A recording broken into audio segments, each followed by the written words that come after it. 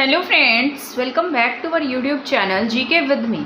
तो आज के इस वीडियो में हम पढ़ना स्टार्ट करने वाले हैं हरियाणा का कंप्लीट बजट। जो इस साल का आपका 2024 से 25 का बजट रहा था, उसको हम इस वीडियो में कंप्लीट डिस्कस करेंगे। और ये वीडियो आपके, चाहे आप हरियाणा का कोई भी एग्ज़ाम दे रहे हैं, उन सभी के पॉइंट ऑफ व्यू से इम्पोर्टेंट रहेगी। चाहे आप एचसीएस का एग्ज़ाम दें, चाहे आप एचपीएससी का कोई भी एग्ज़ाम दें या एचएसएससी का कोई भी एग्ज़ाम देंगे। अब जैसे आपके यहाँ पर ग्रुप 56 एंड 57 का एग्ज़ाम कंडक्ट होगा, तो उसको टारगेट करके ये क्लास बनाई जा रही है। ठीक है, तो ये हम स्टार्ट करने वाले हरियाणा के बजट के बारे में पढ़ना। वैसे मैंने पिछले साल का बजट जो 2023 से 24 का रहा था, वो भी कंप्लीट मेरे चैनल पे करा रखा है। अगर किसी का मन करता है उसको पढ़ने का, तो प्लेलिस्ट में आपको हरियाणा बजट 2023 से 24 लिखा हुआ मिल जाएगा। आप उस प्लेलिस्ट में जाकर चेक करेंगे, तब आपको वहाँ पर हरियाणा का बजट देखने को मिलेगा। अगर आपका पिछले ईयर का बजट पढ़ने का मन करता है तो आप उसे भी पढ़ सकते हैं।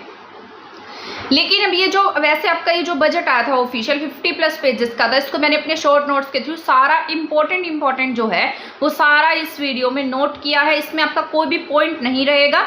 और अगर बजट से कोई क्वेश्चन आता है तो इस वीडियो से बाहर आपको कोई क्वेश्चन देखने को नहीं मिलेगा। इसमें सभी इंपॉर्टेंट पॉइंट, सभी इंपॉर्टेंट स्कीम्स, जैसे सहकारिता क्षेत्र में कौन सी स्कीम्स रही, महिलाओं के लिए क्या रहा, बुजुर्गों के लिए क्या रहा, ठीक है, बिजली के लिए क्या रहा, पानी के लिए क्या रहा, किसानों के लिए क्या रहा, तो सब कुछ इसमें मेंशन किया गया है। तो आपको इसमें कोई भी डरने की ज़रूरत नहीं है। ये वीडियो आपकी बहुत ज़्यादा इंपॉर्टेंट रहेगी, तो आप लास्ट तक इस वीडियो में बने रहिएगा, क्योंकि इसमें आपको सभी इंपॉर्टेंट पॉइंट्स देखने को मिलेंगे। और जो आप ये हरियाणा का करंट अफेयर्स पढ़ रहे हैं, उनसे भी रिलेटेड ये वीडियो रहेगी। ठीक है, क्योंकि बजट में कुछ ऐसी स्कीम्स अनाउंस की गई थी जो अभी रिसेंट के टाइम में ही पूरी की गई हैं, तो इसीलिए आपका बजट को पढ़ना जरूरी हो जाता है। इसके साथ साथ मैं आपको एक बात और बता देती हूँ। जैसे हरियाणा का इकोनॉमिक सर्वे है, इकोनॉमिक सर्वे में ना क्या रहता है कि कुछ फैक्ट पॉइंट रहते हैं कि हरियाणा में सड़कें इतनी हैं, मंडल इतने हैं, जिले इतने हैं, इतने कॉलेज बने, इतनी यूनिवर्सिटी बनी, मतलब एक फैक्ट बेस, एक डाटा बेस रहता है आपका इकोनॉमिक सर्वे। वो मैं आपको नेक्स्ट वीडियो में कराऊंगी। ये वीडियो में हम बजट पढ़ेंगे, तो उस वीडियो को भी आप देख लीजिएगा, वो भी आपके लिए इक्वल इंपॉर्टेंट रहेगा। ठीक है, तो ये दोनों वीडियो आपके लिए बहुत ज़्यादा जरूरी है। ये दोनों ही चैप्टर ऐसे हैं जिसमें से हर साल क्वेश्चन पूछे जाते हैं, तो इन दोनों वीडियोस को देखना नहीं भूलेगा। तो अब हम स्टार्ट कर देते हैं हरियाणा बजट को पढ़ना। हरियाणा, अगर हम हरियाणा के बजट की बात करते हैं, तो सबसे पहली बार हरियाणा का जो बजट है वो 1967 में पेश किया गया था। क्योंकि आपको पता है हमारे हरियाणा का गठन जो है 1 नवंबर 1966 को हुआ। और जब ये 1966 में हमारा हरियाणा अस्तित्व में आया, इससे पहले हम पंजाब का हिस्सा थे। तो जैसे पंजाब का बजट आता था, तो संयुक्त रूप से हरियाणा और पंजाब का एक ही बजट था। आपको पता है बजट जो है वो वैसे तो आपका फरवरी महीने में पास होता है, लेकिन यहाँ पर क्या होता है, जो प्रथम बजट है 1 साल बाद 1 नवंबर 1967 में ओम प्रभात जैन के द्वारा क्या किया गया, प्रस्तुत किया गया। उससे पहले जो भी काम हम कर रहे थे वैसे ही हमारे यहाँ पर काम चलते रहे। हरियाणा के प्रथम बजट की बात करेंगे तो कब पास होता है, ये कब पेश किया जाता है, 1967 में। किसके द्वारा पेश होता है, ओम प्रभात जैन के द्वारा। आपसे ये भी पूछा जा सकता है हरियाणा के प्रथम वित्त मंत्री कौन थे, तो आप क्या टिक करेंगे, ओम प्रभात जैन।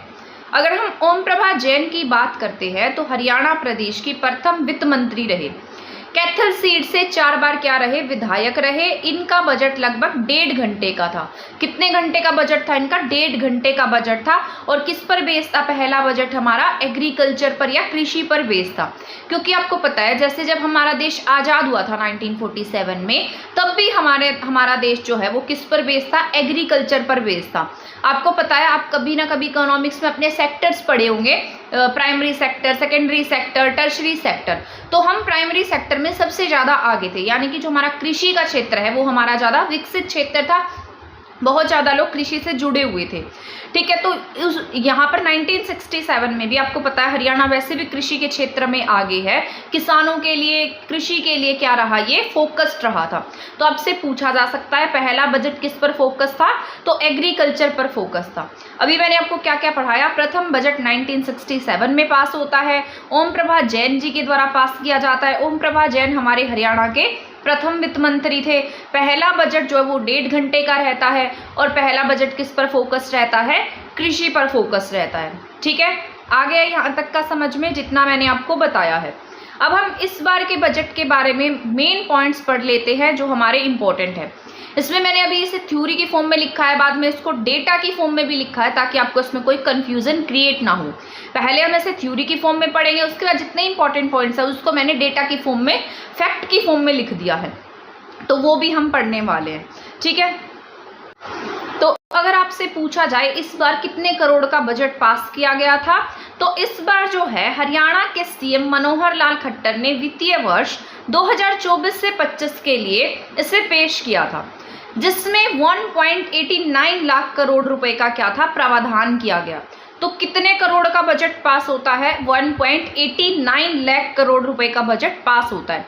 तो मोस्ट इंपॉर्टेंट पॉइंट तो आपका यही हो जाता है। तो 2024 से 25 का बजट कितने रुपए का रहता है, 1.89 लाख करोड़ रुपए का, जो पिछले वर्ष की तुलना में कितने परसेंट अधिक है, 11% अधिक है। ठीक है, तो यानी कि 11% हमने क्या की है, वृद्धि की है। आपने देखा होगा पिछले जितने भी बजट होते हैं वो थोड़े कम रहते हैं और आगे जो भी बजट आता है वो ज़्यादा पैसों का आता है। तो इस बार भी ऐसा ही देखने को मिला। इस बार कितने करोड़ का बजट पास किया गया, 1.89 लाख करोड़ रुपए का बजट हमारे यहाँ पर पास होता है, जो कि पिछले बजट से 11% अधिक है। ठीक है, 2024 से 25 के लिए 189,876.61 करोड़ रुपए का बजट प्रस्तावित किया गया।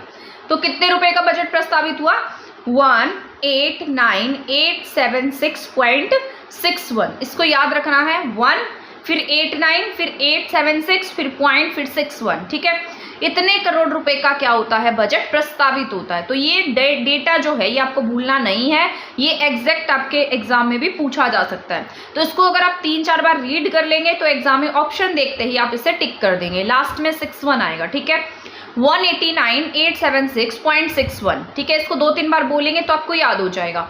189,876.61 करोड़ रुपए का बजट आपका पास किया गया। लाख करोड़ रुपए का बजट आपका 1.89 लाख करोड़ रुपए का बजट था, जो 2023 से 24 के, यानी कि अब यहाँ पर 23 से 24 का जो बजट था वो 17490.84 करोड़ रुपए का था, जो कि इस बार से कितना अधिक है, 11.37% अधिक है। तो पिछली बार 1.70 लाख करोड़ का था, 70 लाख करोड़ का, और इस बार 1.89 लाख करोड़ का बजट जो है वो पास किया गया है। ये दोनों ही डेटा आपको याद रखने हैं, ये ज़्यादा इंपॉर्टेंट है, इसको ज़्यादा अच्छे से याद रखिएगा। इसके बाद हमारा नेक्स्ट पॉइंट है, मुख्यमंत्री मनोहर लाल द्वारा 5वीं बार बजट प्रस्तुत किया गया। ये जो आपके सीएम थे मनोहर लाल खट्टर जी, वही क्या थे, मतलब पहले ऐसे सीएम थे जो क्या बने थे, वित्त मंत्री बने थे। ठीक है, तो इनके द्वारा 5वीं बार बजट प्रस्तुत किया गया। वर्ष 2024 से 25 के लिए 189,876.61 करोड़ का बजट प्रस्तावित किया गया, जो वर्ष 2023 से 24 के 17490 रुपए से संशोधित अनुमान से कितना ज़्यादा है, 11% ज़्यादा है। ये कुछ पॉइंट्स ऐसे होते हैं जिसको हम 2-3 बार रीड कर लेते हैं तो हमें वो याद हो जाते हैं। अब ये मत सोचेगा कि ये लाइन सेम टू सेम मैंने दोबारा क्यों लिखी। अब हमने इसको रिपीट कर लिया तो हमारे माइंड में एक सेटअप हो जाएगा, एक सेट हो जाएगा ये डेटा। इसमें राजस्व प्रीव्यय के रूप में 134,456.36 करोड़ रुपए और पूंजीगत परिव्यय के रूप में 55,420.25 करोड़ रुपए शामिल हैं, जो कल का बजट का क्रमशः 70.81% और 29.90% है। इसको बस रीड कर लेना, इसको ज़्यादा पढ़ने की नीड नहीं है। इसके बाद हमारा जो नेक्स्ट पॉइंट है, अखिल भारतीय सकल घरेलू उत्पाद में हरियाणा की जीएसडीपी, जैसे हमारे देश में जीडीपी होती है वैसे ही स्टेट की जीएसडीपी होती है।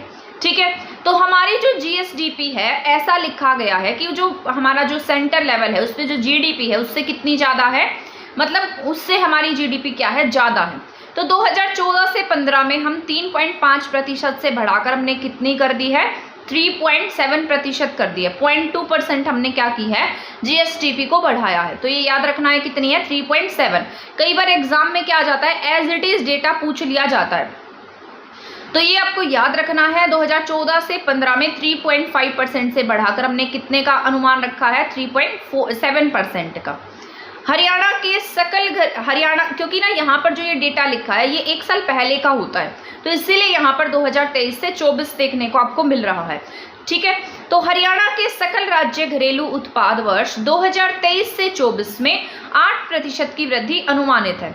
तो ये भी याद रखना है, ये घरेलू उत्पाद की बात कर रहा है, तो घरेलू उत्पाद में 8% की वृद्धि अनुमानित की गई है। मतलब अनुमानित का मतलब है एस्टिमेट रहता है ये, ठीक है, इतना प्रतिशत हमने क्या किया है, वृद्धि की है। इसके बाद हमारा नेक्स्ट पॉइंट है वर्तमान कीमत पर हरियाणा में प्रति व्यक्ति आय। मोस्ट इंपॉर्टेंट क्वेश्चन है ये ना, वैसे बस आप इसको रीड कर लो, क्योंकि ना ये जो डेटा है ये आपका इकोनॉमिक सर्वे में कई बार चेंज हो जाता है, और जो इकोनॉमिक सर्वे का जो डेटा होता है वो आपका मतलब एक रियल बेस्ड डेटा माना जाता है, क्योंकि बजट जो है वो अनुमानित होता है, ठीक है, अनुमानित आंकड़ों पर बेस होता है, एस्टिमेट होता है, ठीक है।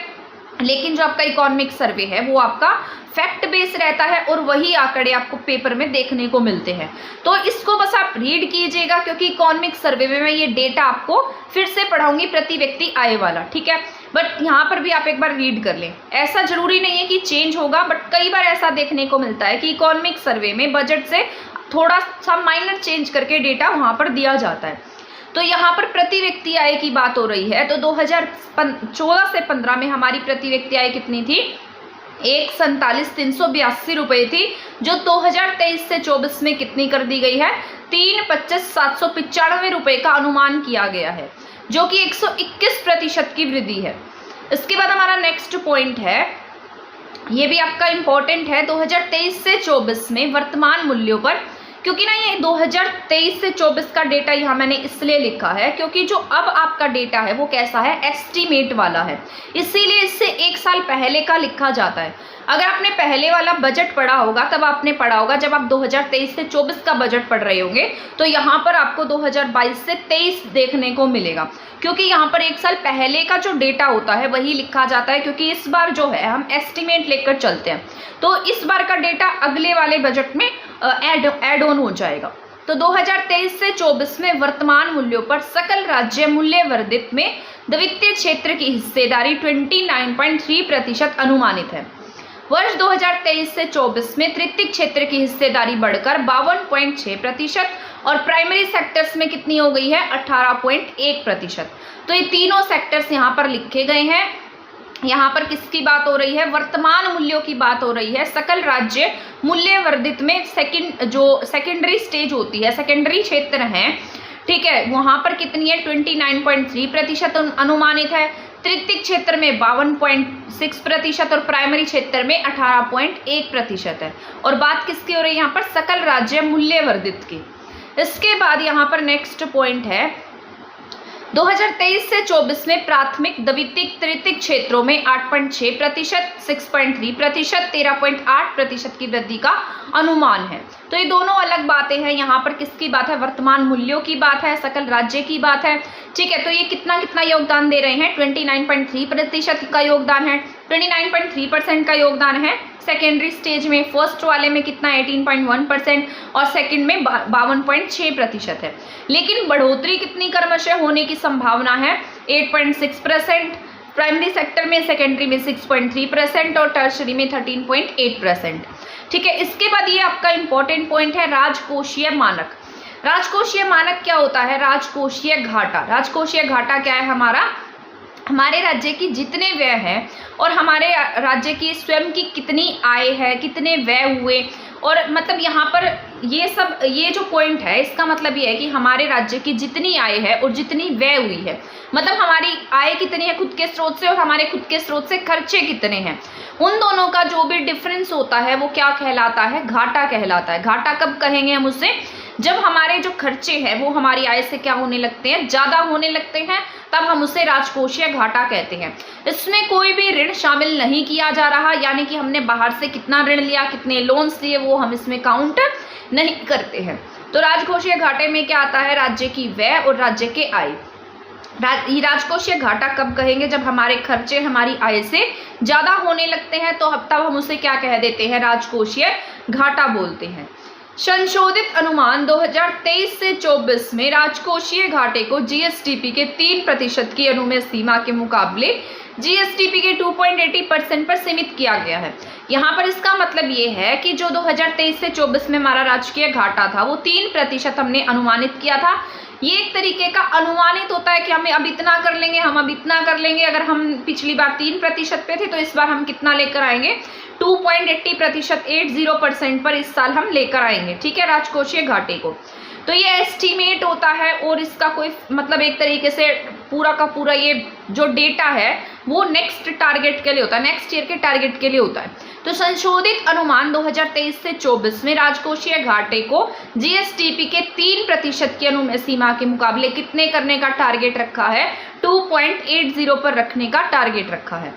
वर्ष 2024 से 25 के लिए जो आपकी सकल राज्य घरेलू उत्पाद है उसके 2.77% राजकोषीय घाटे का अनुमान है, जो कि 3% की अनुमेय में सीमा में है। तो यहाँ पर यही पॉइंट सेम टू सेम लिखा गया है कि ये कितना हो जाएगा, यहाँ पर 2024 से 25 के लिए कितना होगा। सकल राज्य घरेलू उत्पाद की बात हो रही है, आपके जीएसडीपी की बात हो रही है, तो कितनी है ये आपके 2.77% राजकोषीय घाटे का अनुमान है, जो कि जीएसडीपी में कितने प्रतिशत हो जाएगा, 3% की अनुमेय सीमा में है, जो भी कितना है 3% की सीमा में है, और कितना रहने हो जाएगा 2.77% का अनुमान किया गया है, ठीक है। इसके बाद सार्वजनिक क्षेत्र के उपक्रम जो हैं, इसके बाद जो ये पॉइंट्स अब आपके स्टार्ट हो रही है, ये आपके इंपॉर्टेंट पॉइंट्स है जो आपको पढ़ने जरूरी हैं। सार्वजनिक क्षेत्र के उपक्रम की बात कर लेते हैं। तो राज्य के सार्वजनिक उपक्रमों का वर्ष 2023 से 24 में, आई नो ये थोड़ा सा डिफिकल्ट टॉपिक है, आप इसको डिटेल से पढ़ेंगे, अच्छे से पढ़ेंगे, तभी आपको जाकर ये समझ में आएगा, क्योंकि कुछ डेटा ऐसा होता है जिसमें में कन्फ्यूजन रहती है, ठीक है। बट इसको आप 2-3 बार पढ़ेंगे तो आपको अच्छे से समझ में भी आ जाएगा और आपको ये डेटा जो है वो याद भी होता जाएगा।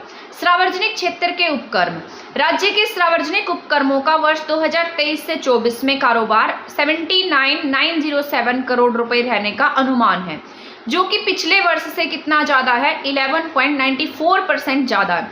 इसको बहुत ज़्यादा पढ़ने की नीड नहीं है, बस एक बार रीड कर लेना, रट्टे मत लगाना इस पॉइंट के, बस रीड कर लेना। जो जो अच्छे पॉइंट होंगे, जो एग्जाम के पॉइंट ऑफ व्यू से जरूरी होंगे, वो मैं आपको बताती जाऊंगी, ठीक है। 2013 से 14 के दौरान सार्वजनिक क्षेत्र के 43 उपक्रमों से केवल 13 उपक्रमों ने 804 करोड़ रुपए का क्या किया है, लाभ अर्जित किया है।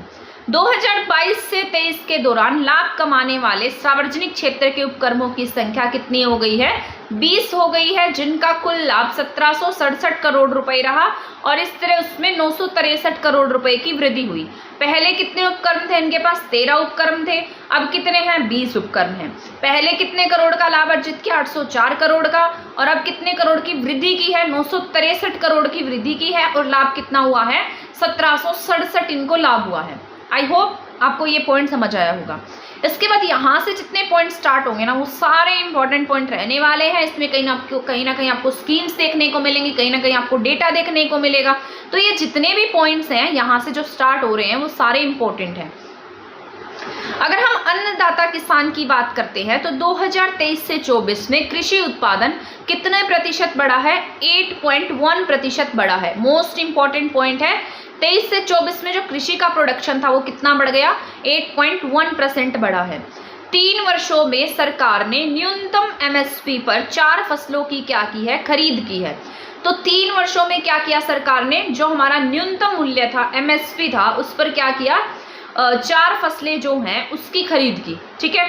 2023 से 24 के दौरान 50,000 एकड़ लवणीय और जल भराव वाले क्षेत्र के सुधार करने का लक्ष्य निर्धारित किया गया था। जो आपका 2023 से 24 में जो बजट आया था, उसमें क्या कहा गया था कि ये 50,000 एकड़ वाले लवणीय क्षेत्र और जो जल भराव वाले क्षेत्र हैं उसको सुधारने का लक्ष्य रखेंगे। वर्टिकल ड्रेनेज टेक्नोलॉजी का प्रयोग करके 52,695 एकड़ का क्या किया, इन्होंने सुधार कर दिया है। तो इन्होंने क्या किया, ड्रेनेज टेक्नोलॉजी का यूज किया, और उसमें कितने एकड़ में सुधार लेकर आए, 52,695 एकड़ क्षेत्र में सुधार लेकर आए। टारगेट कितना रखा था, 50,000 एकड़ का टारगेट रखा था, लेकिन उससे ज्यादा भूमि का क्या किया गया, सुधार किया गया। और वो सुधार किसके माध्यम से होता है, वर्टिकल ड्रेनेज टेक्नोलॉजी के माध्यम से होता है। 2024 से 25 में गंभीर रूप से लवणीय और जल भराव वाली 62,000 एकड़ भूमि का सुधार करने का टारगेट रखा गया है। तो इस बार के बजट में इन्होंने क्या कहा है कि हम कितनी भूमि का सुधार करेंगे, अब 62,000 एकड़ भूमि का टारगेट रखा है। पहले कितनी भूमि का टारगेट था? 50,000 का। सुधार कितना किया? 52,000। अब नेक्स्ट ईयर के लिए इन्होंने कितना टारगेट रखा? 62,000 एकड़ भूमि को सुधारने का टारगेट रखा है। इंपॉर्टेंट पॉइंट है, इसको आप स्टार लगा सकते हैं। इसके बाद नेक्स्ट पॉइंट है, पराली जलाने और प्रदूषण को कम करने में किसानों की सहायता करने के लिए प्रति एकड़ 1,000 रुपए प्रोत्साहन राशि प्रदान की जा रही है। मोस्ट इंपॉर्टेंट पॉइंट है, डबल स्टार लगा लेना इस पॉइंट को। अगर आपको लगता है कि आपको इसको नोट डाउन करने की जरूरत है तो अब सारे इंपॉर्टेंट पॉइंट्स ही नोट कीजिएगा, सारा लिखने की आपको जरूरत नहीं है, क्योंकि मुझे ही बजट को पढ़ने में और इकोनॉमिक सर्वे को पढ़ने में पूरा कल 1 दिन लग गया है। और आप ये जो बोलते हैं आपको पीडीएफ चाहिए, तो पीडीएफ आपको पेड मिलेगी, पीडीएफ आपकी फ्री नहीं रहने वाली है, क्योंकि इसको लिखने में, सारा मटेरियल ढूंढने में मुझे बहुत ज़्यादा टाइम लगता है, ठीक है ना। तो आपकी पीडीएफ पेड रहेगी। अब यहाँ पर लिखा है, पराली जलाने और प्रदूषण को कम करने में किसानों की सहायता करने के लिए प्रति एकड़ कितनी राशि दी जा रही है? 1,000 रुपए प्रोत्साहन राशि दी जा रही है। मोस्ट इंपॉर्टेंट पॉइंट है, इसको अच्छे से याद रखना है। जो पराली जलाते हैं और पराली जलाने और प्रदूषण को कम करने, यानी कि पराली जलाने को कम करना और प्रदूषण को कम करना, इसके लिए इन्हें कितनी प्रोत्साहन राशि मिलेगी? 1,000 रुपए प्रति एकड़। हरियाणा बागवानी फसलों के लिए मोस्ट इंपॉर्टेंट पॉइंट है, ये भी आपका बहुत जरूरी पॉइंट है। हरियाणा बागवानी फसलों के लिए भावांतर भरपाई करने वाला पहला राज्य है और किसानों के जोखिम को कम करने के लिए 21 फलों और सब्जियों की फसलों को भावांतर भरपाई में शामिल किया गया है। पहले बागवानी में जैसे कुछ सब्जियों को ऐड किया गया था, जैसे प्याज थे, टमाटर थे, बंद गोभी थी, गोभी थी, इस तरीके की फसलों को शामिल किया गया था। लेकिन अब फल और सब्जी दोनों को मिलाकर कितनी बात करता है? 21 फलों और सब्जियों की इसमें क्या शामिल की गई है? भरपाई को शामिल की गई है। मतलब भाव अंतर भरपाई, भावों का जो अंतर है उसकी भरपाई करने के लिए स्कीम को लॉन्च किया गया था हमारे पूर्व सीएम मनोहर लाल खट्टर जी के द्वारा। और ये कितने फसलों के लिए है? 21 फलों और सब्जियों के लिए इसको शामिल किया गया है, और ऐसा करने वाला हरियाणा पहला स्टेट बन गया है। इसके बाद आपका पॉइंट है, संग्रह, संरक्षण, थीम पार्क, शैक्षिक प्रशिक्षण के लिए स्थानीय आबादी के लिए प्रमुख आकर्षण और प्रमुखता के केंद्र के रूप में काम करने के लिए राज्य में 6 स्थानों पर 6 बोटेनिकल गार्डन विकसित किए जाएंगे। मोस्ट इंपॉर्टेंट पॉइंट है, आपसे पूछा जा सकता है कि आपके हरियाणा में कितने बोटेनिकल गार्डन को विकसित करने की बात कही गई है? तो 6 स्थान पर 6 बोटेनिकल गार्डन विकसित करने की बात कही गई है। 3 नए उत्कृष्टता केंद्र बनाए जाएंगे। मोस्ट इंपॉर्टेंट पॉइंट्स है ये, जो भी मैं आपको कराती जा रही हूँ। इनमें से ही आपको बहुत बार करंट अफेयर्स देखने को मिलता है, और जितने भी आपने मान लो मंथ वाइज करंट अफेयर नहीं भी पढ़ा है, तब भी अगर आप ये वीडियोस अच्छे से कर लेंगे तब भी आपके क्वेश्चंस अटेम्प्ट हो जाएंगे। 3 नए उत्कृष्टता केंद्र, इनमें से पंचकुला में कटाई उपरांत प्रबंधन के लिए, और हांसी में स्वच्छ रोपण सामग्री के लिए, चीका में वर्टिकल फार्मिंग के केंद्र स्थापित किए जाएंगे। तो 3 क्षेत्रों पर क्या स्थापित किए जा रहे हैं? उत्कृष्टता केंद्र स्थापित किए जा रहे हैं। पंचकुला में किसके लिए है? कटाई के लिए। हांसी में किसके लिए? स्वच्छ रोपण सामग्री के लिए। और चीका में वर्टिकल फार्मिंग के लिए। ठीक है, 3 केंद्र क्या किए जाएंगे? स्थापित किए जाएंगे। तो 3 नए उत्कृष्टता केंद्र कहाँ पर बनेंगे? पंचकुला में, हांसी में और वो चीका में। ठीक है, तो 3 जगह पर क्या बनने वाले हैं? उत्कृष्टता केंद्र बनने वाले हैं। इसके बाद है पशुपालन और डेयरी। ठीक है, इसको भी याद रखना है। देश के 2.1% दुधारू पशु कहाँ पर है? हरियाणा में है, लेकिन दूध उत्पादन में राज्य का योगदान 5.19% से भी अधिक है। तो ये भी आपका मोस्ट इंपॉर्टेंट पॉइंट है। कई बार ऐसे क्वेश्चंस जो हैं वो आपके एग्जाम में देखने को मिलते हैं, जैसे ये वाला पॉइंट है, ये भी क्या है आपका इम्पोर्टेंट है, तो इसको ध्यान से पढ़ते जाइएगा। तो देश के कितने प्रतिशत पशु दुधारू हैं? 2.1% दुधारू हैं। जो राज्य का योगदान कितना है उसमें? 5.19% से भी ज़्यादा है। राज्य की प्रति व्यक्ति प्रतिदिन दूध उपलब्धता कितनी है? 1098 ग्राम है। ठीक है, यानी कि 1098 ग्राम है, बट हम पंजाब से पीछे हैं। पंजाब फर्स्ट नंबर पर आता है और हम सेकंड नंबर पर हैं।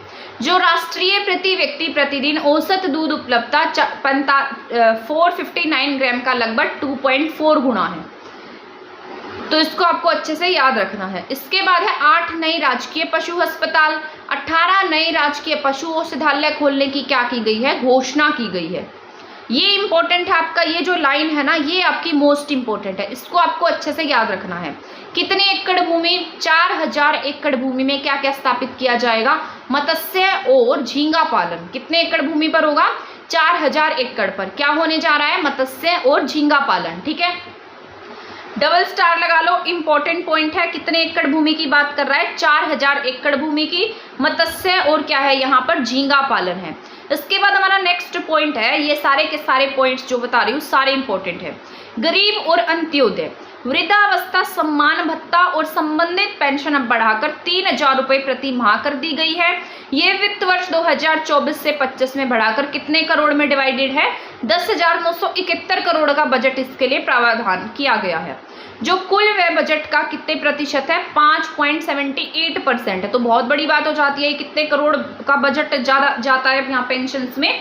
10,971 करोड़ का बजट वृद्धावस्था पेंशन सम्मान भत्ता योजना देने में जाता है। सरकार ने वृद्धावस्था सम्मान भत्ता, दिव्यांग पेंशन, 40 वर्ष से अधिक आयु के विधुर और 45 वर्ष से अधिक आयु के अविवाहितों को पेंशन देने की प्रक्रिया को प्रोएक्टिव मोड में कराने के लिए परिवार पहचान पत्र के माध्यम से मतलब क्रियान्वित कराया और यह सुविधा क्या कराई है? घर घर तक पहुंचाई है। तो आपके लिए इंपॉर्टेंट पॉइंट है ये। सबसे पहला पॉइंट क्या है यहाँ पर? जितनी भी आपके यहाँ पर जैसे आपके जो बुजुर्ग थे उन्हें वृद्धावस्था पेंशन दी जाती थी, दिव्यांगों को पेंशन दी जाती है, 40 वर्ष से अधिक के जो विधुर हैं, 45 वर्ष से अधिक आयु के अविवाहित हैं, उनको पेंशन देने की प्रक्रिया को मतलब एक्टिव मोड में जल्दी कराने के लिए क्या किया है? पीपीपी के माध्यम से क्रियान्वित करके घर घर तक ये जो स्कीम्स हैं पहुंचाई है, ताकि इसमें लोगों को कोई रुकावट ना आए और ये क्या हो जाए? बहुत जल्दी एक्टिव हो जाए। ठीक है ना, तो ये आपका इंपॉर्टेंट पॉइंट हो जाता है, आपको ये अच्छे से याद रख लेना है।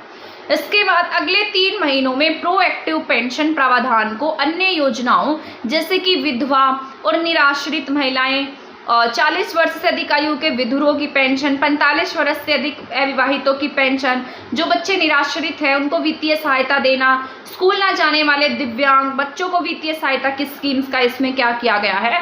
प्रावधान किया गया है। और ये सब के सब कहीं ना कहीं किससे जोड़े गए हैं? आपके पीपीपी यानी कि जो परिवार पहचान पत्र है उनसे इन सब चीज़ों को जोड़ा गया है।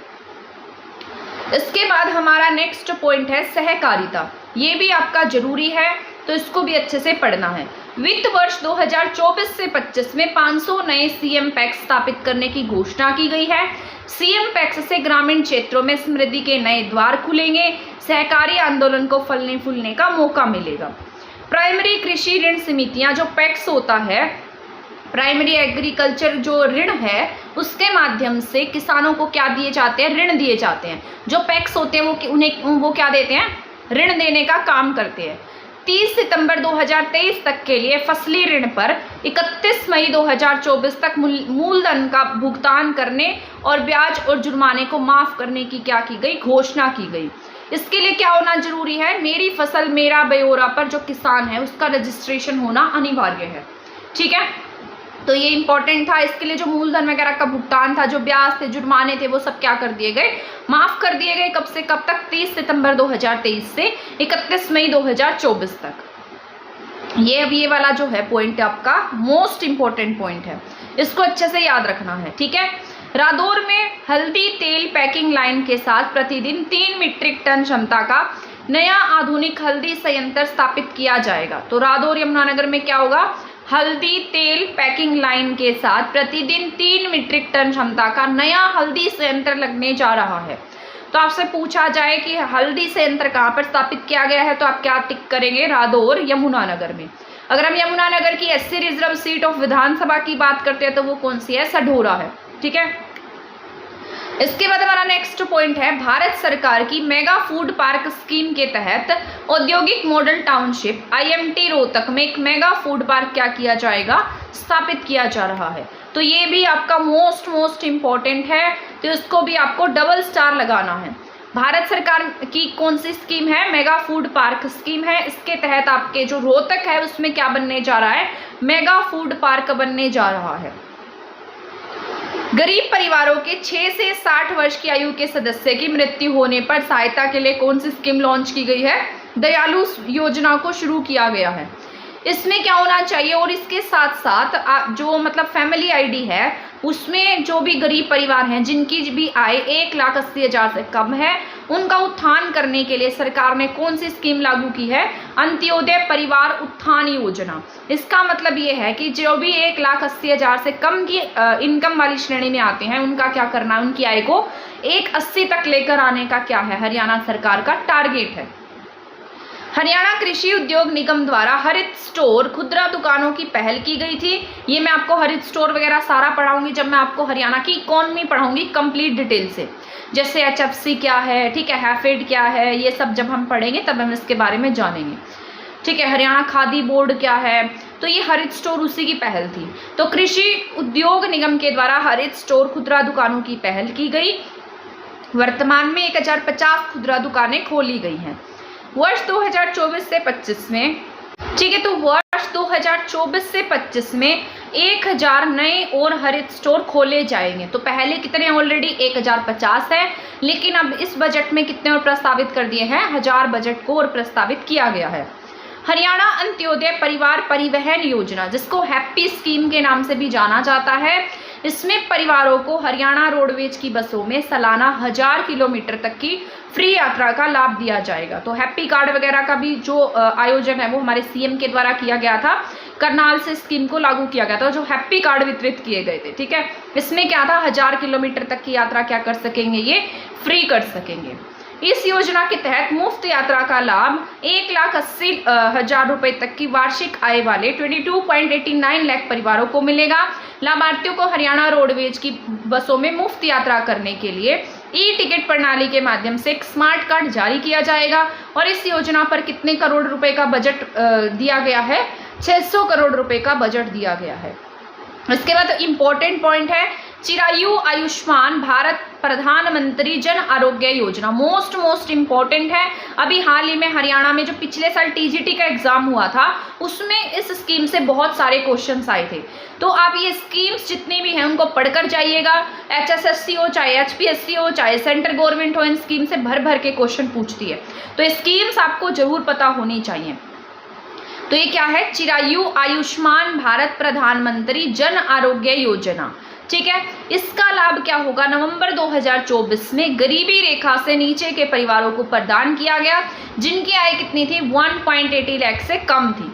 45 लाख से अधिक परिवार आयुष्मान भारत के क्या है, लाभार्थी हैं। 1.11 करोड़ आयुष्मान कार्ड इसमें क्या कराए गए, उपलब्ध कराए गए हैं, ठीक है। तो इसको भी याद रखना है, 45 लाख से अधिक परिवार क्या है, आयुष्मान के लाभार्थी हैं। और इसमें 1.11 करोड़ जो हैं, जो 11 करोड़ का जो बजट है वो आयुष्मान कार्ड के लिए प्रावधान का उपलब्ध कराया गया है। कितने करोड़ का जो भी बजट दिया है, 1.11 करोड़ का। PM द्वारा 22 जनवरी 2000, मोस्ट इंपोर्टेंट, डबल स्टार लगा लो, ये सारे के सारे जरूरी है, सबके सब आपको पता होने चाहिए। PM द्वारा 22 जनवरी 2024 को PM सूर्योदय योजना की शुरुआत की गई। तो आपसे पूछा जा सकता है कि PM सूर्योदय योजना क्या है, या PMSY भी इसको लिख सकता है, जिसके तहत जो मध्यम मिडिल क्लास लोग हैं, जो गरीब परिवार हैं, उनके घरों की छतों पर रूफटॉप सोलर पैनल क्या किए जाएंगे, स्थापित किए जाएंगे। तो ये आपका मोस्ट इंपॉर्टेंट पॉइंट है, अच्छे से याद रखना है, भूलना नहीं है। इसके बाद यहाँ पर है, सेंट्रल गवर्नमेंट द्वारा 2 किलोवाट के पैनल के लिए 60,000 रुपए की सब्सिडी प्रदान की गई। ऐसे 1 लाख परिवार जिनकी मासिक बिजली खपत 200 यूनिट तक है और जिनकी आय परिवार पहचान पत्र में 1,80,000 रुपए तक है, उनके लिए 50,000 रुपए तक की अतिरिक्त सहायता योजना शुरू की गई है। तो क्या आएगा, ऐसे 1 लाख गरीब परिवार हैं जिनकी औसत मासिक बिजली खपत कितनी है, 200 यूनिट तक है, और जिनकी फैमिली आईडी में इनकम भी कितनी है, 1.80 लाख रुपए से कम है, तो उनके लिए 50,000 तक की अतिरिक्त सहायता शुरू की गई है। वित्त वर्ष 2024 से 25 के बजट में सेवा क्षेत्र के लिए जो सेक्टर, जो आपका जो थर्ड वाला सेक्टर होता है, सेवा क्षेत्र होता है, टर्शरी क्षेत्र होता है, उसके लिए 11,939.86 करोड़ रुपए क्या किए गए, आवंटित किए गए, जो कि चालू वर्ष यानी कि जो अब का जो वर्ष है उसके कितने हैं, 10,521.85 करोड़ के बजट के अनुमान की तुलना में 13.5 करोड़ ज़्यादा है। बस आपको इतना याद रखना है कि जो आपका सेवा क्षेत्र है उसके लिए 939.86 करोड़ रुपए क्या किए गए, आवंटित किए गए, जो कितने ज़्यादा है पिछले साल से, 13 चालू वर्ष से कितने ज़्यादा है, 13.5% ज़्यादा है। बस इतना याद रखना है, ज़्यादा इसमें और कुछ याद नहीं रखना। इसके बाद युवा सशक्तिकरण की बात कर लेते हैं, मोस्ट इंपॉर्टेंट है, आपसे रिलेटेड है तो आपको पता भी होना चाहिए। मिशन 60,000, मिशन 60,000 क्या है, इसके तहत क्या कहा गया है, इसको क्या नाम दिया गया, मिशन 60,000 या 60,000 का नाम दिया गया, जो आने वाले वर्षों में कम से कम 60,000 युवाओं को क्या करेगा, कौशल प्रदान करेगा और उन्हें रोजगार के क्या देगा, अवसर देगा। ठीक है, तो इसका नाम क्या, मिशन 60,000 है, जो क्या करने वाला है, जो 60,000 युवा है उनको प्रशिक्षण देगा, स्किल्स सिखाएगा और रोजगार प्रदान करेगा। ये देखो, अभी मैंने रिसेंट में अभी जो जून मंथ का करंट अफेयर कराया था, उसमें ये वन मित्र योजना, हैप्पी कार्ड योजना, इन सब के बारे में बताया था, है ना। तो ये कब से चली आ रही है, कब से प्रस्तावित, आपके बजट में प्रस्तावित है, तो इस साल इन सब पर काम होने वाला है। तो इसीलिए मैं कह रही हूँ बजट को पढ़ना आपका जरूरी भी है। 2024 में वन मित्र योजना, इसका उद्देश्य है आर्थिक रूप से कमजोर वर्गों के 7500 कार्यकर्ताओं के माध्यम से गैर वन भूमि पर वृक्षारोपण गतिविधियों में सामुदायिक भागीदारी को क्या करना है, प्रोत्साहन करना है। तो इसके लिए क्या कहा गया है, 200 करोड़ के साथ वेंचर कैपिटल फंड की क्या की गई है, स्थापना की गई है। मतलब ये वेंचर कैपिटल अलग है, ये अलग पॉइंट है। वन मित्र योजना क्या कहती है कि जो कमजोर वर्ग के 7500 कार्यकर्ता हैं उनके माध्यम से क्या करने वाली है सरकार, गैर वन भूमि पर क्या कराएगी, वृक्षारोपण कराने वाली है और उनको क्या दी जाएगी, प्रोत्साहन राशि दी जाएगी, प्रोत्साहन दिया जाएगा। ठीक है, तो ये पॉइंट आपका यहाँ पर खत्म हो जाता है। इसके बाद नेक्स्ट पॉइंट है, 200 करोड़ के साथ वेंचर कैपिटल फंड की क्या की गई है, स्थापना करेगी। अब आप पूछेंगे वेंचर कैपिटल फंड क्या है, तो ये उनके लिए है जो उन स्टार्टअप उद्यमियों को ऋण और इक्विटी के माध्यम से सहायता प्रदान करेगी, जो महिलाएं हैं या जो ऐसे परिवारों से आते हैं जिनकी आय 1,80 या उससे कम है, या जो अनुसूचित जाति या पिछड़े वर्ग से हैं, ताकि ये क्या कर सके, अपना जो स्टार्टअप है वो स्टार्ट कर सके। ठीक है, तो इन्हें क्या मिलेगा, राशि दी जाएगी, सहायता राशि मिलेगी। तो इसके लिए क्या स्थापित किया गया, वेंचर कैपिटल फंड स्थापित किया गया है। ठीक है, वित्त वर्ष 2024 से 25 के लिए युवा क्षेत्र के लिए कितने करोड़ का बजट दिया गया, 1349.47 का। तो युवा वर्ग के लिए कितना है, 1349 का बजट है। इसके बाद अगर हम पंचायती राज संस्थाओं और ग्रामीण विकास की बात करते हैं तो इसके लिए 2446 करोड़ का प्रावधान है और अगले वित्त वर्ष के लिए कितने का प्रावधान है, 2968 करोड़ का। अभी आपको याद रखना है 2446 करोड़। ग्रामीण क्षेत्रों में अनुसूचित जाति, पिछड़े वर्ग की चौपालों की मरम्मत के लिए धन की मांग थी। ग्रामीण क्षेत्र के लिए कितना करोड़ दिया गया, 7,276 करोड़ आवंटित किया गया।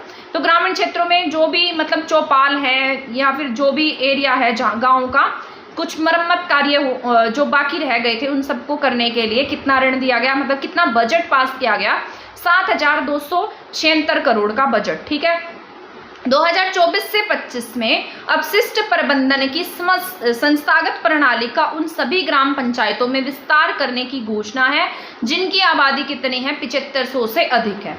इसके बाद अगर हम शहरी विकास की बात कर लेते हैं तो मुख्यमंत्री सामूहिक शहरी विकास योजना और दिव्य नगर योजना के माध्यम से, मोस्ट इंपॉर्टेंट बात है कौन सी योजना है, मुख्यमंत्री सामूहिक शहरी विकास योजना और क्या है, दिव्य नगर योजना। ठीक है, इसके माध्यम से वित्तीय व्यय कितने करोड़ का बजट किया गया, 900 करोड़ का बजट और शहरी विकास निधि से 100,000 करोड़ का बजट। ठीक है, तो ये याद रख लेना है। पीएम स्वामित्व योजना की तर्ज पर नगर पालिकाओं में शामिल किए गए गांव की आबादी दे में संपत्तियों के मालिक को संपत्ति प्रमाण पत्र प्रदान करने के लिए शहरी स्वामित्व योजना की शुरुआत की गई है। तो ये आपका इंपॉर्टेंट हो जाता है। पहले गांव में थी पीएम स्वामित्व योजना, जिसके तहत जो लाल डोरा मुक्त गांव है वो सब लाए गए थे, मतलब उनको मुक्त किया गया था, लाल डोरा मुक्त। ठीक है, और यहाँ पर जो ये जो स्कीम्स है ये किसके लिए लाई गई है, शहरों के लिए लाई गई है। तो इसका नाम क्या रखा गया है, शहरी स्वामित्व योजना। तो किसके थ्रू होगा ये, नगर पालिकाओं में शामिल जितने भी गांव हैं उनकी जो संपत्तियां हैं और जो मालिक थे उनको क्या दिए जाएंगे, प्रमाण पत्र दिए जाएंगे। ठीक है, आ गया समझ में।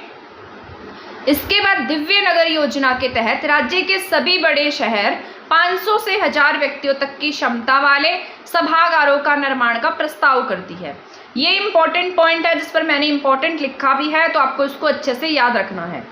गुड़गांव और फरीदाबाद में 2-2 अन्य सभी 9 नगर निगम और 12 नगर परिषदों के जिला मुख्यालय पर एक क्या बनाया जाएगा, सभागार बनाया जाएगा। तो कहाँ कहाँ पर बनेंगे, गुड़गांव में और फरीदाबाद में, ठीक है। प्रत्येक जिला मुख्यालय पर एक सार्वजनिक पुस्तकालय भी स्थापित किया जाएगा, यानी कि डिस्ट्रिक्ट लेवल पर एक जो पब्लिक लाइब्रेरी होगी उसको स्थापित किया जाएगा।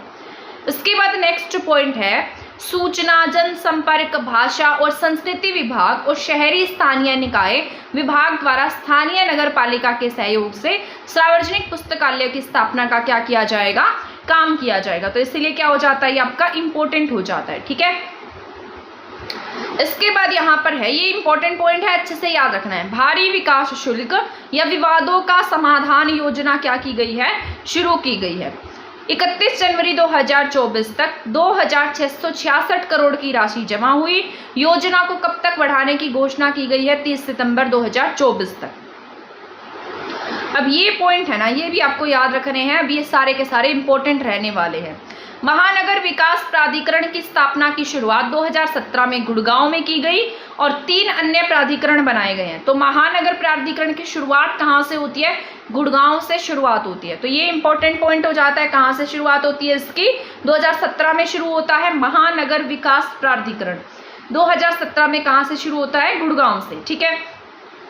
3 अन्य प्राधिकरण फरीदाबाद, पंचकुला, ठीक है, तो क्या आएगा, फरीदाबाद, पंचकुला, सोनीपत में स्थापित किए गए हैं।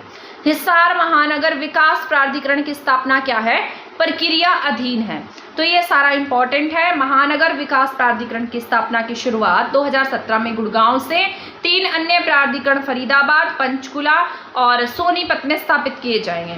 हिसार में क्या है, महानगर विकास प्राधिकरण की स्थापना प्रक्रिया अधीन है, यानी कि वो मतलब उसके ऊपर काम चल रहा है, ठीक है। तो ये आपका इंपॉर्टेंट है। सोनीपत, पंचकुला, हिसार प्राधिकरण को 100 करोड़ का क्या दिया गया, बजट का प्रावधान किया गया इनके लिए। इसके बाद मुख्यमंत्री शहरी आवास योजना शुरू की गई है। ये भी मैंने आपको पढ़ाया भी था जून के करंट अफेयर में, जिसके थ्रू क्या किया गया, 100 गज के प्लाट दिए गए। जिन्हें प्लाट नहीं मिल सके उन्हें 1-1 लाख रुपए उनके खातों में भेजे गए। और जो बहुत महिलाएं थी, जो विधवा महिलाएं थी, अनुसूचित जाति से संबंधित महिलाएं थी, उनको क्या किया गया, 30-30 गज के प्लाट भी दिए गए हैं। तो यही इसमें लिखा है, मुख्यमंत्री शहरी आवास योजना, इसका उद्देश्य आवास प्रदान करना था और जिनकी आय 81 लाख से कम है, जिनका खुद का मकान नहीं है, प्लॉट उपलब्ध कराने के लिए 1000 करोड़ का बजट पास किया गया था। तभी सरकार ने अब क्या किया है, इनको जो भी प्लॉट्स वगैरह हैं वो डिस्ट्रीब्यूट किए हैं। मुख्यमंत्री ग्रामीण आवास योजना के तहत मतलब यहाँ पर ना ये जो स्कीम थी ना, वैसे तो ये कांग्रेस के समय में लाई गई थी, बट उस समय में ना सभी को ये प्लॉट्स वगैरह नहीं मिल पाए थे, तो इस सरकार ने उसको पूरा करने का काम किया है, ठीक है। जिन्हें 15 वर्षों में भूखंड नहीं दिया गया था, उन्हें क्या दिया गया, भूखंड दिया गया ग्रामीण आवास योजना के तहत। और ये क्या है, शहरी आवास योजना, उद्देश्य इनका सेम ही है। आवास नहीं मिला है तो क्या मिलेगा, इन्हें 1 लाख रुपए की राशि दी गई, ठीक है।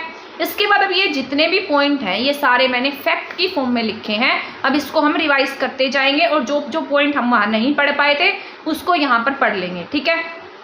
तो आप अच्छे से पढ़ते जाइएगा, ठीक है। तो इन पॉइंट्स को हम पढ़ लेते हैं। मुख्यमंत्री ने वर्ष 2024 से 25 में कितने करोड़ का बजट पास किया है, तो इन्होंने 1,89,876 करोड़ का क्या किया है, बजट पास किया है। इसमें कोई भी नया टैक्स नहीं लगा है। पिछली बार 1,70,490 करोड़ का क्या था, बजट था, 70,490 करोड़ का बजट था, जो कि कितना ज़्यादा है, 11.37% ज़्यादा है।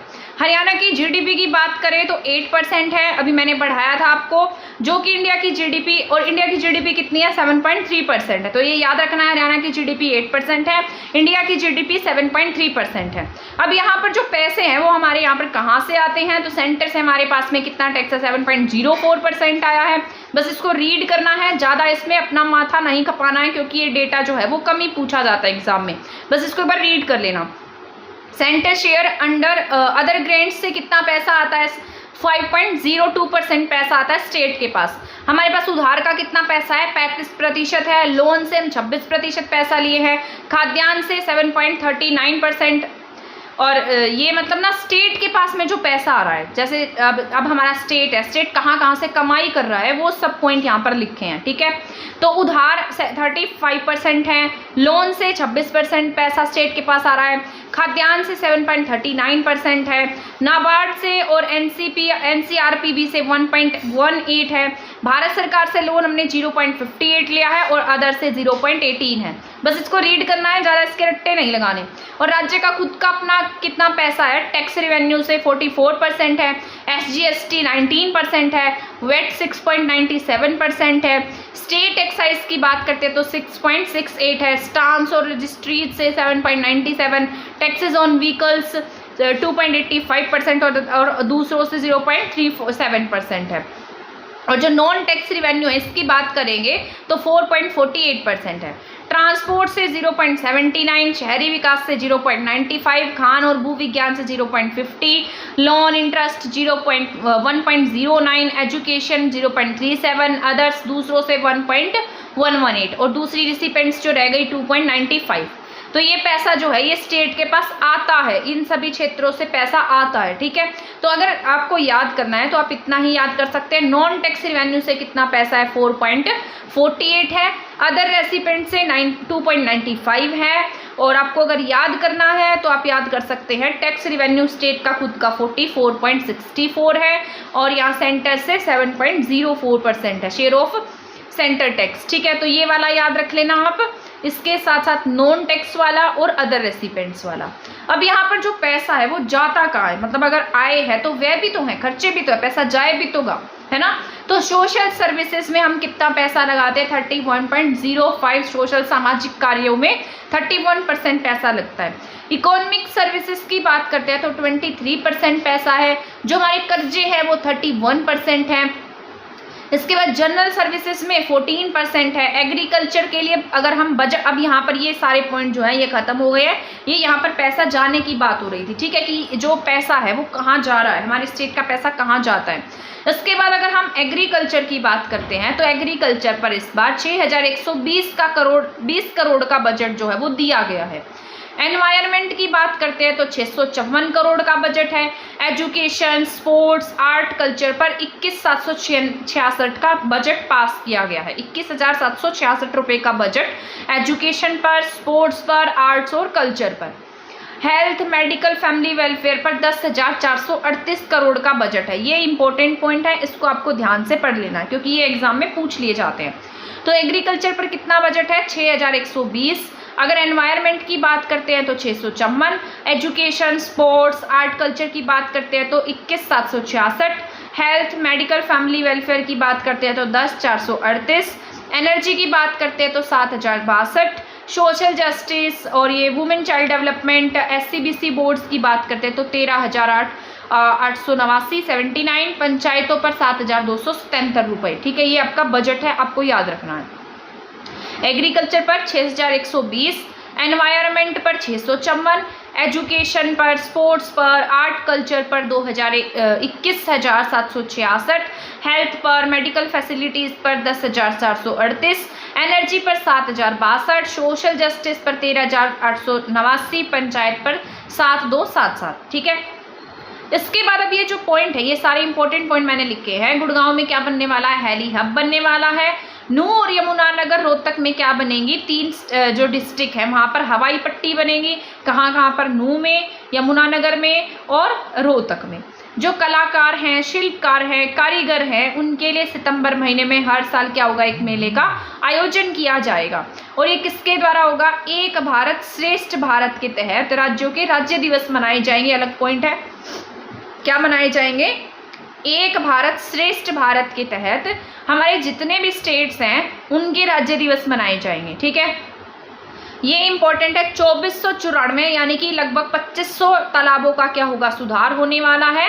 SYL जो है इसके निर्माण के लिए 100 करोड़ का बजट पास किया गया है। 3000 किलोमीटर की सड़कों का क्या होने वाला है, सुधार होने वाला है। अमृत 2.0 के तहत सभी नई परियोजनाओं के लिए ऊर्जा दक्ष मोटर पंप स्थापित किए जाएंगे। मोस्ट इम्पॉर्टेंट पॉइंट है, बहुत इंपॉर्टेंट पॉइंट है, याद रख लेना, बहुत जरूरी है। अभी मैंने रिसेंट में करंट अफेयर्स में भी आपको ये पॉइंट पढ़ाए थे। स्वतंत्रता सेनानियों की जो मासिक भत्ता है वो 25,000 से कितनी कर दी गई है, 40,000 कर दिया गया है। आपकी बेटी हमारी बेटी जो स्कीम थी उसको किससे जोड़ दिया गया है, पीपीपी से जोड़ा गया है। युद्ध में जो सैनिक शहीद हो जाते थे उनके परिजनों को 50 लाख की राशि दी जाती थी, अब उसे बढ़ाकर 1 करोड़ कर दिया जाएगा। 500 सेल्फ हेल्प ग्रुप से 5,000 बहनों को क्या बनाया जाएगा, ड्रोन दीदी बनाया जाएगा। तो इंपॉर्टेंट पॉइंट है, कितने सेल्फ हेल्प ग्रुप से, 500 सेल्फ हेल्प ग्रुप से इन्हें क्या बना दिया जाएगा, ड्रोन दीदी बना दिया जाएगा। 2 लाख महिलाओं को क्या बनाया जाने वाला है, लखपति दीदी बनाया जाने वाला है। 6 स्थान है यहाँ पर, करनाल, भिवानी, हिसार, फरीदाबाद, नारनौल, पंचकुला। इसमें क्या होगा, स्पीड क्लाइंबिंग खेल सुविधाओं का क्या होने वाला है, निर्माण होने वाला है। कहाँ कहाँ पर स्पीड क्लाइंबिंग खेल होंगे, करनाल में, भिवानी में, हिसार में, फरीदाबाद में, नारनौल में और पंचकुला में। स्पीड क्लाइंबिंग जो है ये पेरिस ओलंपिक 2024 में शामिल किए गए खेल में से एक है। खेलो इंडिया मोस्ट इंपॉर्टेंट पॉइंट है, डबल स्टार लगा लेना चाहे इस पर, बहुत ज़्यादा इंपॉर्टेंट पॉइंट है। खेलो इंडिया पैरा गेम्स 2023 का आयोजन कहाँ होता है, दिल्ली में होता है और हरियाणा इसमें 105 पदक जीतकर प्रथम स्थान पर रहता है। तो बहुत ज़्यादा जरूरी पॉइंट है आपका ये। खेलो इंडिया पैरा गेम्स में 2023 का आयोजन कहाँ हुआ है, इस बार नई दिल्ली में हुआ है। हरियाणा ने 105 मेडल जीते और हरियाणा इसमें प्रथम स्थान पर रहा है। पिछले वर्ष 1100 खेल नर्सरी के अलावा वित्त वर्ष 2024 से 25 में, मतलब पिछले वर्ष क्या घोषणा की गई थी कि हरियाणा में 1100 नई खेल नर्सरियां स्थापित की जाएंगी और इस बार के बजट में क्या कहा गया है, इसके साथ 400 और नई खेल नर्सरी भी स्थापित होंगी। मुक्केबाजी उच्च प्रदर्शन केंद्र कहाँ पर है, पानीपत में है। कुश्ती उच्च प्रदर्शन केंद्र कहाँ है, सोनीपत में है। इसका नाम उस क्षेत्र के प्रमुख स्पोर्ट्स पर्सन के नाम पर रखा जाएगा। मतलब यहाँ पर जो मुक्केबाजी का जो प्रदर्शन केंद्र है वो कहाँ पर बनाया जा रहा है, पानीपत में। अब पानीपत का कोई फेमस स्पोर्ट्स पर्सन रहा होगा तो उसके नाम पर इसका नाम रखा जाएगा। वैसे ही कुश्ती का कहाँ पर बन रहा है, सोनीपत में बन रहा है और वहाँ के फेमस स्पोर्ट्स पर्सन के नाम पर ही इसका नाम रखा जाएगा। आई होप आपको ये दोनों पॉइंट समझ में आ गए होंगे। मुक्केबाजी पानीपत में, कुश्ती सोनीपत में, ठीक है। स्पीड क्लाइंबिंग इन हरियाणा, स्पीड क्लाइंबिंग अभी मैंने आपको बताया है, 6 जिलों में स्पीड क्लाइंबिंग होगा। कहाँ कहाँ पर, करनाल में, भिवानी में, हिसार में, फरीदाबाद में, नारनौल में और पंचकुला में। खेलों के लिए इस बार 578.18 करोड़ का बजट जो है वो पास किया गया है। आई होप आपको ये समझ में आया होगा। इसके बाद है, गुड़गांव में फ्लाइट सिम्युलेटर प्रशिक्षण केंद्र स्थापित किया गया है। उच्च शिक्षा के लिए ये जो फ्लाइट्स वगैरह होती है इनके प्रशिक्षण के लिए एक महाविद्यालय स्थापित किया जाएगा जो GGU से एफिलिएटेड होगा। सरकार ने 16 जनवरी 2024 से मुफ्त परिवहन सुरक्षा योजना का कार्यान्वयन शुरू किया है। ये योजना कक्षा 1 से 12 तक के सभी विद्यालय जाने वाले बच्चों के लिए उपलब्ध होगी जिनकी दूरी 1 किलोमीटर से अधिक है। तो कब से शुरू किया इसको, 16 जनवरी 2024 से, और नाम क्या दिया गया है, मुफ्त परिवहन सुरक्षा योजना। क्या नाम है इसका, मुफ्त परिवहन सुरक्षा योजना, ठीक है। किसके लिए है, 1 से 12 तक के सभी विद्यालय के लिए उपलब्ध है ये, जिनके भी घर की डिस्टेंस 1 किलोमीटर से ज़्यादा है। ये भी मोस्ट इंपॉर्टेंट है। पहले कैशलेस स्वास्थ्य सुविधा की शुरुआत 2023 में 2 डिपार्टमेंट्स के कर्मचारियों के, 2 विभाग के कर्मचारियों के लिए की गई थी, लेकिन 1 जनवरी 2024 को क्या कहा गया कि ये जितने भी पक्के कर्मचारी हैं उन सभी के लिए क्या होगी, सभी के लिए लागू होगी।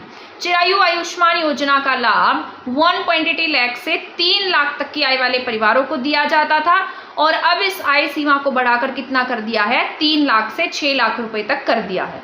अगर 3 लाख तक की आय है तो आप 4,000 रुपये का प्रीमियम पर ईयर भरेंगे। अगर आपकी आय 6 लाख है तो 5,000 का प्रीमियम आपको हर साल भरना पड़ेगा। आयुष पद्धति के माध्यम से 500 हेल्थ सेंटर स्थापित किए जाएंगे। Post graduate institute of dental and science कहाँ पर स्थापित किया जाएगा, रोहतक में स्थापित किया जाएगा। तो ये इंपॉर्टेंट हो जाता है। तो post graduate institute of dental science कहाँ पर होगा, रोहतक में होगा। आयुष पद्धति के माध्यम से क्या बन रहे हैं, 500 हेल्थ सेंटर बन रहे हैं। 5,000 वार्षिक योगदान, 6 लाख रुपए देनी होगी प्रीमियम, और 4,000 वालों को 3 लाख वालों को 4,000 और 6 लाख वालों को 5,000 प्रीमियम पर ईयर देना पड़ेगा, ठीक है, चिरायु योजना के लिए। ये इंपॉर्टेंट है। ड्रोन पायलट प्रशिक्षण करनाल में drone imaging and information services of Haryana के माध्यम से प्रदान किया जाएगा।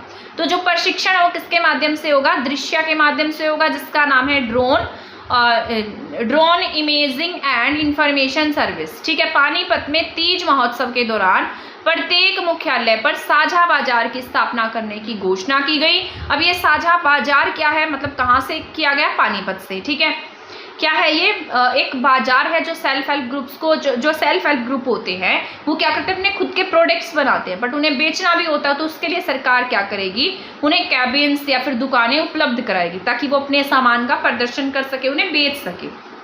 और ये जिला मुख्यालय पर शुरू किया गया था। शुरुआत कहाँ से हुई थी, पानीपत से। हरियाणा राज्य ग्रामीण आजीविका मिशन के तहत 58,707 सेल्फ हेल्प ग्रुप्स का गठन किया गया। ठीक है, तो बस इतना याद रख लेना, 58,000 सेल्फ हेल्प ग्रुप का गठन हो गया है ग्रामीण आजीविका मिशन के तहत। राशन की उचित मूल्यों की दुकानों पर महिला आवेदकों को 33% आरक्षण दिया जाएगा।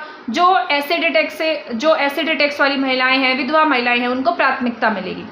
श्रमिकों की बेटियों को 50,000 रुपये की वित्तीय सहायता दी जाएगी जो भी रजिस्टर्ड श्रमिक हैं, या इलेक्ट्रिक स्कूटर दिए जाएंगे जो भी कीमत पर, जो शोरूम में होते हैं उस कीमत पर उन्हें वाहन मिलेंगे। आय कितनी होनी चाहिए, 1,80,000 से कम होनी चाहिए, और वो जो श्रमिक है वो रजिस्टर्ड श्रमिक होना चाहिए। ठीक है, इसके बाद यहाँ पर अगर जन स्वास्थ्य की बात करते हैं तो हरियाणा में वर्ष 2022 में जल स्वास्थ्य की बात करें तो जल जीवन मिशन के तहत सभी ग्रामीणों को जल पहुंचाने के लिए कनेक्शन प्रदान करने का टारगेट दिया था। ग्रामीण क्षेत्रों में अगर प्रति व्यक्ति लीटर पानी की बात करते हैं तो 55 लीटर है, शहरी और अर्ध शहरी की बात करते हैं तो 135 लीटर है। अमृत 2.0 के तहत सितंबर 2023 में 48 पेयजल आपूर्ति परियोजना और 9 सीवरेज परियोजना को क्या मिली है, मंजूरी मिली है। दिसंबर 2025 तक 900 मिलियन लीटर प्रति दिन से अधिक उपचारित अपशिष्ट जल का क्या किया जाएगा, उपयोग किया जाएगा। तो ये भी याद रख लेना आप, ऐसे इंपॉर्टेंट पॉइंट है। इसके बाद 2024 से 25 के बजट में जन स्वास्थ्य क्षेत्र के लिए ये इंपॉर्टेंट पॉइंट है, जो पब्लिक हेल्थ होती है, पब्लिक हेल्थ का जो सेक्टर होता है उसके लिए कितना करोड़ दिया गया, 4,787 करोड़ रुपए आवंटित किए गए। इसके बाद है 1 अप्रैल 2024 से आबियाना कर जो है उसको बंद करने की घोषणा की गई। ये अंग्रेजों के समय में शुरू हुआ था और अब इसको क्या किया गया है, खत्म करने की घोषणा की गई है। 1 अप्रैल 2024 से आबियाना कर खत्म हो जाएगा। 17 फरवरी 2024 को केंद्रीय जल शक्ति मंत्रालय के सहयोग से हरियाणा और राजस्थान के बीच यमुना नदी के मॉनसून अवधि के अतिरिक्त पानी उपयोग के लिए क्या किया गया, समझौता किया गया है। नेक्स्ट पॉइंट है हमारा, 3 वर्षों में 769 अमृत सरोवर तालाब सहित 1745 तालाबों का क्या किया, हमने पुनरुद्धार किया है। ये इंपॉर्टेंट पॉइंट है, ये आपसे पूछा जा सकता है, ये बहुत जरूरी पॉइंट है। ये आपने देखा होगा पहले सीईटी के एग्जाम में भी इस तरीके के क्वेश्चंस आए थे। तो मेरा गांव जगमग गांव योजना के तहत 5,805 गांव को 24 घंटे बिजली आपूर्ति करने की बात कही गई है। ठीक है, तो क्या है इसमें, क्या लिखा है, मेरा गांव जगमग गांव योजना के तहत क्या होगा यहाँ पर, तो यहाँ पर क्या है, मेरा गांव जगमग गांव योजना के तहत 5,805 गांव को 24 घंटे बिजली आपूर्ति दी जाएगी। यमुनानगर में 800 मेगावाट के थर्मल पावर प्लांट का क्या है, निर्माण है। 6900 करोड़ की लागत से ये बनाया जाएगा। टेंडर किसको दिया गया है, भारत हैवी इलेक्ट्रॉनिक्स लिमिटेड को टेंडर दिया गया है। समझौता किसके साथ होता है, महानदी बेसिन के साथ समझौता होता है, क्योंकि थर्मल है तो इसके लिए कोयला वगैरह की भी जरूरत होगी। तो यमुनानगर में 800 मेगावाट से क्या बनेगा, थर्मल पावर प्लांट बनेगा। 6900 करोड़ की लागत से बनेगा। टेंडर किसे दिया गया है, भारत हैवी इलेक्ट्रॉनिक्स लिमिटेड को टेंडर दिया गया है। एग्रीमेंट किसके साथ होता है, महानदी बेसिन के साथ में एग्रीमेंट रहता है। हरियाणा सिटी बस सेवा निगम लिमिटेड के माध्यम से पानीपत और यमुनानगर में एसी इलेक्ट्रॉनिक बस की शुरुआत की गई है। एसी आना था यहाँ पर ये जो लिखा है मैंने, नेक्स्ट पॉइंट है, करनाल और पंचकुला में मार्च 2024 के मध्य में शुरू हो जाएगी। 5 शहरों में जून 2024 तक सिटी बस सेवा शुरू की जाएगी। इसके लिए 450 एसी इलेक्ट्रॉनिक बसों का संचालन किया गया। बस रीड कर लो, ज़्यादा इंपॉर्टेंट नहीं है, ये इंपॉर्टेंट है। हरियाणा में आधुनिक प्रौद्योगिकी आधारित अनुभव केंद्र यानी कि ज्योतिसर अनुभव केंद्र का उद्घाटन 16 फरवरी 2024 को किसके द्वारा किया गया, पीएम मोदी के द्वारा किया गया। तो ये आपका इंपॉर्टेंट पॉइंट है, क्या ये, आधुनिक प्रौद्योगिकी आधारित अनुभव केंद्र या फिर ज्योतिसर अनुभव केंद्र का शुभारंभ या उद्घाटन 16 फरवरी 2024 को पीएम मोदी के द्वारा किया गया था। ठीक है, इसके बाद ये हमारे बस लास्ट पेजेस ही रह गए हैं। ठीक है, तो यहाँ पर क्या अनुभव केंद्र 240 करोड़ की लागत से 17 एकड़ में बनाया जाएगा। विश्व के बड़े शून्य उत्सर्जन संग्रहालयों में से एक होगा। गुड़गांव और नूह में 10,000 एकड़ में, ये आपको पहले भी बताया था, जंगल सफारी बनने जा रहा है। ठीक है, अग्रोहा की पुरातात्विक खोज और भारत की प्राचीन सभ्यताओं को प्रदर्शित करने के लिए संग्रहालय और व्याख्या केंद्र की स्थापना। पर्यटन और विरासत के लिए 242 करोड़ का बजट है। Haryana highway portal for road safety नामक नया प्रभाग स्थापित किया गया। इंपॉर्टेंट है, ये डबल स्टार लगा लो इस पर। तो highway portal for road safety के लिए नया प्रभाग स्थापित किया गया, नया पोर्टल स्टार्ट किया गया। 2023 से 24 में ई नीलामी पोर्टल, ये मैंने आपको बताया था क्या है ये। ई नीलामी पोर्टल के माध्यम से प्रतिस्पर्धी बोली प्रक्रिया द्वारा 20 खदानें क्या की गई, आवंटित की गई। ये मैंने आपको ई रवाना पोर्टल बताया था, ये आपका इंपॉर्टेंट है, जो आपके खान वगैरह से रिलेटेड था, तो इसका नाम क्या था, ई रवाना पोर्टल। ठीक है, ये 2023 में चालू किया गया था। अब इस पर क्या किया गया, इसके स्थान पर दिसंबर 2024 में हरियाणा खान, ये 24 आएगा, हरियाणा खान और भू विज्ञान 23 ही आएगा, दिसंबर 2023 ही है ना अभी, तो 24 तो आएगा। तो 2023 में हरियाणा खान और भू विज्ञान सूचना प्रणाली पोर्टल, एक नया पोर्टल चालू कर दिया गया है। हरियाणा ने आज़ादी के अमृत महोत्सव में तीसरा स्थान हासिल किया है। मोस्ट इंपॉर्टेंट क्वेश्चन है, हरियाणा ने आज़ादी के अमृत महोत्सव में कौन सा स्थान हासिल किया, तीसरा स्थान हासिल किया। इसके लिए हरियाणा को राष्ट्रीय पुरस्कार से सम्मानित भी किया गया है। तो ये आपका मोस्ट इंपॉर्टेंट पॉइंट हो जाता है। अब आ गए हैं हमारे लास्ट पेज पर, तो ये आपकी लास्ट पॉइंट्स ही रह गए हैं। तो बने रहिए क्लास के साथ में। आई नो आप बोर हो गए होंगे इस क्लास को पढ़ के, क्योंकि बजट जो होता है ना वो बहुत लेंथी होता है, बट फिर भी मैंने इसको बहुत शॉर्ट करने की कोशिश की और आपके जितने इंपॉर्टेंट पॉइंट्स हैं वो सभी मैंने इस पीडीएफ में, इस वीडियो में आपको बताने की पूरी कोशिश की है। तो जिसने भी ये वीडियो देखी है लास्ट तक, उसका थैंक यू, और आपके लिए यूजफुल भी है, तो आप इस वीडियो को देखते ही रहिए। ठीक है, लास्ट तक देखिएगा, यूजफुल, और बाद में इसके क्वेश्चंस कर लीजिएगा, एंड देन आपका बजट का टॉपिक बिल्कुल अच्छे से तैयार हो जाएगा। फिर हरियाणा का चाहे कोई भी एग्जाम हो जाए, बजट से कोई भी क्वेश्चन आ जाए तो आप इजीली अटेम्प्ट कर देंगे। गुरु रविदास के जीवन और शिक्षा को नई पीढ़ी तक पहुंचाने के लिए पीपली कुरुक्षेत्र में क्या किया जाएगा, स्मारक स्थापित किया जाएगा। और ये किसके द्वारा स्थापित होगा, हरियाणा शहरी विकास प्राधिकरण के द्वारा। हरियाणा तीर्थ यात्रा योजना, ये मैंने अभी आपको रिसेंट में भी पढ़ाई है, दिसंबर 2023 में शुरू होती है। इसका क्या उद्देश्य है कि जितने भी हमारे वरिष्ठ नागरिक हैं उनको जो भी तीर्थ स्थान है उनकी यात्रा कराना। और ये कौन होंगे, जिनकी आय 1,80,000 से कम है। मीडिया कर्मियों की पेंशन जो है 10,000 से कितनी कर दी गई, 15,000 रुपये। बीमा कवरेज 5 लाख था, अब इन्हें 10 लाख का बीमा कवरेज भी मिलेगा। सभी सरकारी पोर्टल को एकल विंडो पोर्टल प्रदान करने के उद्देश्य से 2023 में संशोधित जन सहायक मोबाइल ऐप शुरू किया गया है। तो ये आपका कंप्लीट बजट जो है वो यहाँ पर ख़त्म होता है। मैंने जितना भी इंपॉर्टेंट पॉइंट थे, जितने भी मैं इसमें ऐड कर सकती थी, जहाँ से भी मैं मैटर इकट्ठा कर सकती थी, मैंने सारा ऑफिशियल डाटा यहाँ से कलेक्ट करके आपको पढ़ाया है।